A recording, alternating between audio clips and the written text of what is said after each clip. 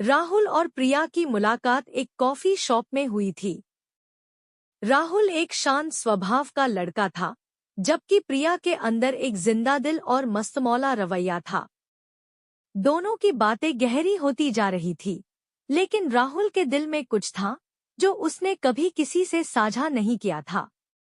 एक दिन राहुल ने प्रिया को एक खास जगह पर मिलने के लिए बुलाया।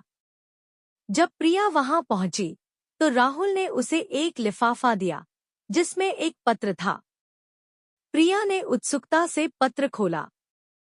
प्रिया, तुमसे मिलने के बाद मुझे एहसास हुआ कि मेरी जिंदगी में कुछ अधूरा था, लेकिन इस अधूरेपन को मैं अपने भीतर समेट कर जी रहा था। अब वक्त आ गया है कि मैं तुम्हें अपनी सच्चाई बताऊं। मैं वो लड़का नहीं हूं जो तुम समझती हो। मेरे पास कोई भविष्य नहीं है। मेरे पास बस एक राज है जो तुम कभी नहीं जान सकोगी। प्रिया चौंक गई। उसने राहुल से पूछा, तुम क्या कह रहे हो? राहुल की आंखों में एक अजीब सी बेचैनी थी। प्रिया, तुम्हें मुझसे दूर रहना होगा।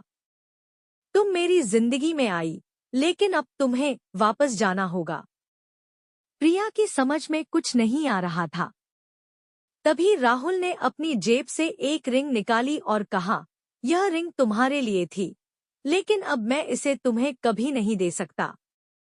मैं वो लड़का हूँ जिसे तुम कभी नहीं जान पाओगी। प्रिया को गहरी चोट लगी, लेकिन राहुल की आंखों में कोई जवाब नहीं था।